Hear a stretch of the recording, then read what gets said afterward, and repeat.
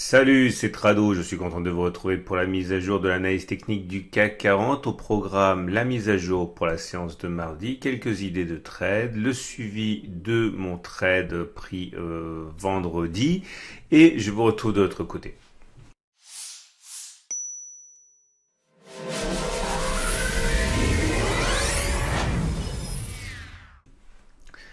Encore une belle séance, 1,49% accumulé pour le CAC 40 qui a surfé sur une progression de plus de 5% pour l'indice chinois. Les investisseurs sont ravis des statistiques qui sont tombées et qui montrent que la reprise est très rapide dans l'empire du milieu. Et on a également le fait que les statistiques des deux côtés de l'Atlantique n'ont pas permis de courroucer les investisseurs. Au contraire, c'est plutôt en ligne avec une reprise économique dynamique. Et donc la séance s'est très bien passée. Et nous validons cette fois-ci, je pense, le fait que l'ancienne résistance est devenu support. Alors j'ai pris un peu plus large que l'ancienne résistance pour intégrer la bougie d'indécision du 3 juillet, mais je considère que nous avons un support mineur ici à 4981, 5047 que certains traders pourront éventuellement exploiter si les cours vont les chercher avant d'aller chercher la résistance qui est finalement assez proche, puisque là aussi avec un petit ajustement on a globalement une zone de danger comprise entre 5176 et 5335, zone sur laquelle à n'importe quel moment un phénomène baissier pourrait être observé avec des traders qui chercheront sans doute des signaux de vente sur cette zone. Nous avons également toujours en ligne ici l'objectif du triangle symétrique. Je vous rappelle qu'on est dans un triangle symétrique. Je vous rappelle qu'à titre personnel, moi, je souhaitais avoir plutôt un triangle descendant droit afin de pouvoir bénéficier d'un point d'entrée plus intéressant. Je vous rappelle enfin que je suis quand même rentré le jour de la cassure du triangle parce que bon, c'était mon plan. Et nous sommes actuellement toujours en progression. Alors les objectifs, il y en a plusieurs. Je vous avais déjà parlé du premier objectif qui a été rallié et du deuxième qui a été rallié. Le troisième objectif maintenant, c'est de prendre la hauteur du triangle, la hauteur totale du triangle que l'on reporterait au-delà du point de cassure. Ça donne un objectif qui donne un petit peu le vertige et à titre personnel, il est clair que je ne tenterai pas de le rallier puisque c'est 5406. Mais au-delà d'être 5406, ce sont des objectifs qui sont clairement exigeants en ce sens que ça implique la cassure de deux résistances, la petite résistance orange et la grosse résistance rouge.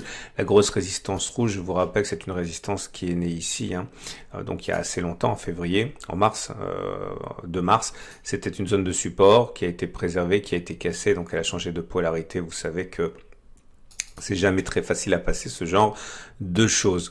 Nous avons déjà rallié le premier objectif du triangle symétrique, puisqu'il s'agissait de prendre la hauteur de la dernière oscillation complète. Alors je sais pas trop si c'est celle-ci ou celle-là, parfois c'est un peu compliqué. Si on considère que c'était ça la dernière oscillation complète, l'objectif il a déjà été rallié, c'était aujourd'hui. Si on considère que c'est celle-ci, de toute façon l'analyse technique c'est pas une science exacte, il faudrait envisager d'aller chercher 5200 pour le rallier. On a un autre objectif qui a été rallié également, c'est celui de la parallèle à la partie basse du triangle, j'en ai déjà parlé.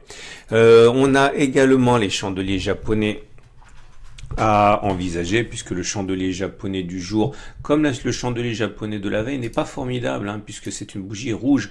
Bougie rouge, ça veut dire qu'on clôture plus bas que l'on a ouvert, ça veut dire qu'il y a une pression baissière en intraday. C'est pas aussi bien qu'une bougie verte qui montre naturellement l'inverse, mais bon, quand on prend 1,49%, est-ce qu'on n'est pas en plus un petit peu exigeant à vouloir une bougie verte? J'en sais rien, mais voilà, on termine dans le tiers neutre et pas dans le tiers haussier. Ça montre que la conviction haussière n'est peut-être pas aussi forte que celle qu'on pourrait espérer. J'aimerais vous parler un petit peu des Fibonacci parce que c'est notre façon de voir les objectifs. Je vous rappelle, si on prend les Fibonacci en considérant la dernière jambe d'impulsion haussière, ici, ça vous donne, voilà, entre les plus bas et les plus hauts de l'impulsion haussière, un retracement de 61,8% de Fibonacci. Ce qui est surtout important, c'est qu'on peut utiliser les extensions de Fibonacci. Donc, on prend le plus bas et le plus haut de la même jambe. et en traçant les extensions de Fibonacci, vous trouvez des objectifs que les traders aiment bien avoir en ligne de mire, notamment les 23,6%, c'est-à-dire en gros 23,6% de la précédente hausse reportée par-delà la jambe de hausse. L'autre objectif serait 38,2%. Tout ça pour dire qu'aller chercher les 5129 ne me semble pas complètement déraisonnable. De toute manière, il faut bien trouver des objectifs. Les traders utilisent cette façon de faire lorsqu'ils n'ont rien de mieux à se mettre sous la dent. Ce qui nous amène tout droit. Donc, ah oui, n'oublions pas toujours deux choses. Le canal orange ici, qui est toujours vaillant, puisque par définition, il n'a pas été invalidé, on est toujours dedans. Et la possibilité d'avoir une vague de Wolf baissière qu'on a également mentionné, mais on en parlera quand ça sera plus d'actualité, j'en ai déjà parlé beaucoup. Sans oublier la figure en fanion.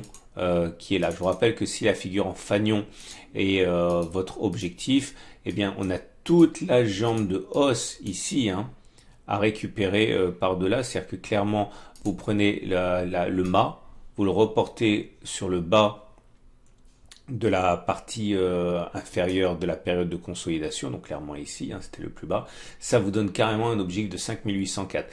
Alors si vous voulez trader ça, l'avantage c'est que vous avez un bon ratio gain-risque, puisque actuellement, si on va chercher l'objectif tel qu'il est envisagé, ça vous donne 14% de hausse, alors ça ne sera pas pour demain. En mettant un stop loss en dessous des plus bas, ça vous donne 8%, donc vous avez quasiment un ratio gain-risque de 1 pour 2. C'est un trade qui est envisageable, à condition bien sûr de ne pas avoir peur de se confronter à toutes ces résistances qu'il faudrait casser pour parvenir à rallier cet objectif. Vous avez également la possibilité de trader à la baisse, tout naturellement.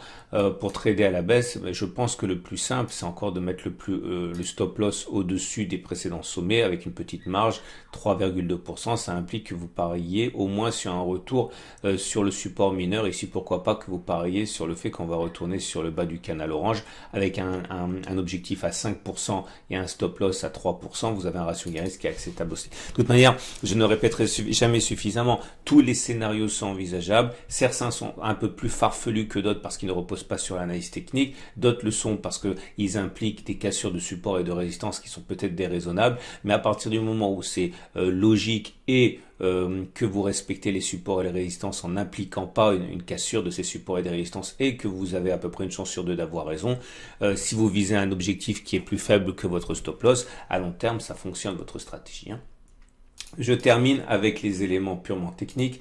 Alors, moyenne mobile à 20, moyenne mobile à 7, moyenne mobile à 50, qui est ici. Comme vous pouvez le voir, la tendance de fond est haussière car on est au-dessus de la M50. La tendance générale est neutre parce qu'on est au-dessus de la M20, mais celle-ci descend. Par contre, la tendance de court terme est haussière puisqu'on est au-dessus de la M7 qui monte.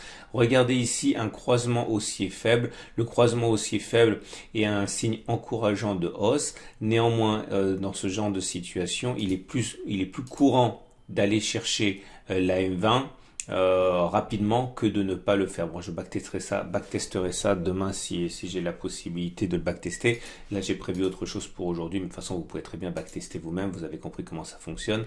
J'imagine les bandes de Bollinger, pour ceux qui se demandent pourquoi ça a baissé aujourd'hui, regardez, on a pris sur le nez la bande de Bollinger supérieure. Alors, c'est pas de la magie, c'est simplement qu'il y a beaucoup de traders qui savent très très bien que 90% des clôtures se font à l'intérieur des bandes de Bollinger. Il est donc fréquent qu'ils spéculent à la baisse lorsque l'on arrive sur la Bollinger supérieure, voire même simplement qu'ils sortent de leur position acheteuse. C'est pour ça que généralement les bandes de Bollinger freinent les cours, comme ça a été le cas par exemple ici. Ce qui nous amène enfin aux autres éléments techniques. Alors il y a un nouvel élément qui est favorable, comme vous pouvez le voir, c'est le fait que le CCI bascule en zone de surachat. C'est un bon signal. Il est rare que l'on ait fait les plus hauts sur la bougie qui a permis d'aller en surachat sur le CCI.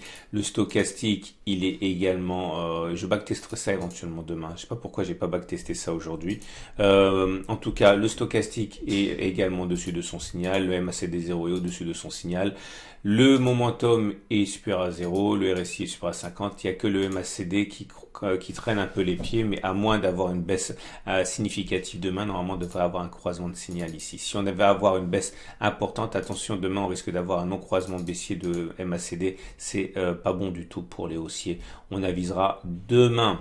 On passe maintenant et tout naturellement à l'Ishimoku qui va faire d'ailleurs l'objet du backtest du jour parce qu'il s'est passé quelque chose que j'aimerais bien partager avec vous. Vous savez que l'Ishimoku est assez avare en signaux hein, et quand il se passe quelque chose, généralement c'est pas pour rien. En l'occurrence ici, la Tenkan vient de passer à la hausse la Kijun. Alors, en tant que tel, c'est pas un signal haussier parce que c'est un signal qui est très retardé. Hein. Beaucoup de traders Ishimoku nouveaux considèrent que c'est un signal haussier alors c'en est pas vraiment un, mais c'est pas une mauvaise chose. En tout cas, regardez, nous avons bien la Tenkan qui monte, on est bien au-dessus de la Tenkan, au-dessus de la Kijun, au-dessus de la SSA, au-dessus de la SSB, c'est bien. Il faudrait que la SSB monte, il faudrait que la Kijun monte et là ce serait carton plein. Pour un temps, c'est pas mal, on va dire. Alors, ce que j'ai backtesté pour vous, pour changer un petit peu, parce qu'il y a beaucoup de choses qui ont déjà été backtestées, c'est que se passe-t-il lorsque la Tenkan passe au-dessus de la Kijun? Est-ce qu'on a plus de chances d'aller chercher les précédents sommets ou est-ce qu'on a plus de chances d'aller chercher le précédent creux? Ok, donc j'ai backtesté ça pour vous.